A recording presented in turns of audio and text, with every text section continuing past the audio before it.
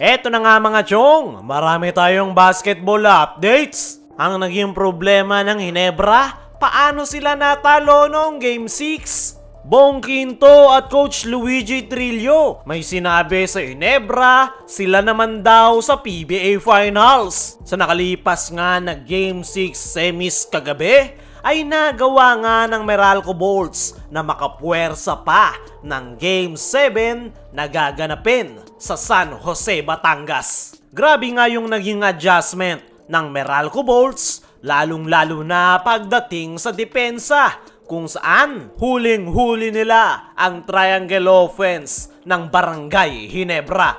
At sa naging press con interview nga nitong si Coach Luigi Trillo ay masayang araw ito na naitabla na nila ang semifinal series at nakapuwersa pa ng Game 7. At mayroon pa nga itong sinabi sa Barangay Ginebra kung saan binigyang credits nga nito ang koponan ni Coach Tim Cone. Deserve nga raw ng Barangay Ginebra na makapasok ng PBA Finals, pero ganun nga rin daw sila. Sinabi pa nga nitong si Luigi Trillo na this time sila naman daw ang papasok sa finals para sa ikakaganda ng PBA. Aminado itong si Coach Luigi Trillo na sawa na sila na palagi silang tinatalo ng Barangay Ginebra sa Best of 7 semifinal series. Tuwing naghaharap nga daw sila ng kanilang rival team na Ginebra, ay paulit-ulit nga lang daw ang nangyayari. Kaya naman,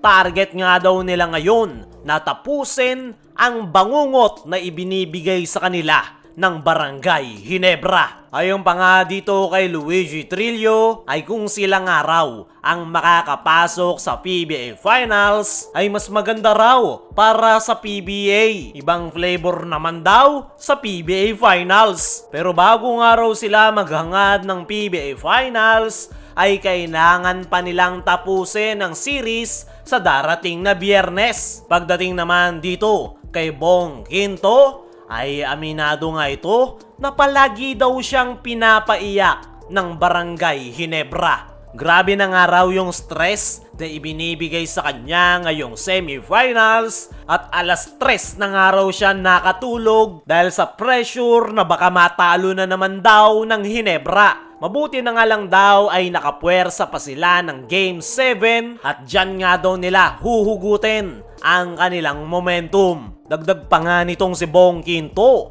pagkakataon na nga daw nila na matalo ang Barangay Ginebra. At kumpiyansa nga ito na sila ang mag-a-advance sa PBA Finals. Para sa akin mga chong ay parehong deserve ng Meralco Bolts at Barangay Ginebra na makapag-advance sa PBA Finals. Pero bilog pa nga rin ang bola. Kilala natin itong si Coach Tim Cone. Hindi ito basta-basta magpapatalo. Lalo na ngayon, naaapak sila sa Game 7. Diyan nga magaling si Coach Tim Cone sa mga crucial game. Lalong-lalo na ang kanyang mga adjustment na ginagawa sa kanyang koponan. Pero ano nga ba ang mga naging problema ng Barangay Ginebra?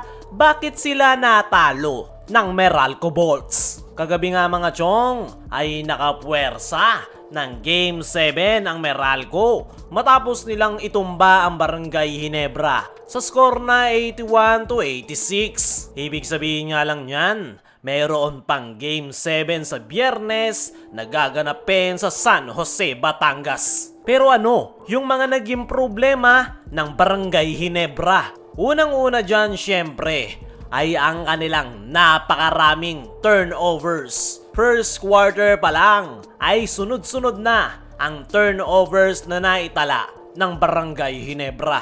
At yan nga ang naging dahilan kung bakit nakabuelo ang Meralco at naalagaan nga nila ang kanilang kalamangan at hirap nga nahabulin niya ng Barangay Ginebra. Nakapagtala nga ng 16 turnovers ang koponan ni Coach Tim Cone. Napakataas nga niyan para sa isang semifinal series, lalong-lalo na ngayong Meralco Bolts ang kanilang kaharap. Bukod nga sa napakaraming turnovers, ay napakabagal nga rin ng kanilang naging panimula. Every time nga na nananalo ang Barangay Ginebra ngayong semis ay maganda yung kanilang simula. Pero sa nakalipas na Game 6 kagabi ay napakabagal nga ng kanilang panimula dahil yan sa kanilang napakaraming turnovers. Isa pa nga rin sa naging problema ng Barangay Ginebra ay dahil syempre sa napakagandang depensa ng Meralco Bolts. Hirap na hirap nga itong si Sistan at Japet Aguilar sa loob ng painted area dahil sa depensa ng Meralco Bolts. Ilang beses pa ngang nablangka si Sistan at Japet Aguilar at dyan nga nakakuha ng momentum ang Meralco Bolts. Kailangan nga nilang magawa ng paraan kung paano sila lulusot sa mahigpit na depensa ng Meralco. Isa pa sa naging problema ng Barangay Ginebra ay wala nga silang fast break points. Kung titingnan natin yung statistics, ay naka-18 ang Meralco pagdating sa fast break points. Samantalang ang Barangay Ginebra ay isa lang. Dinaan nga ng Meralco sa bilis ang laro at yan nga ang hindi nasabayan ng Barangay Ginebra. Sa ngayon ay mayroong Game 7 at tignan na lang natin kung anong klaseng adjustment ang gagawin ni Coach Tim para maka-bounce back at muli silang makapasok ng PBA Finals.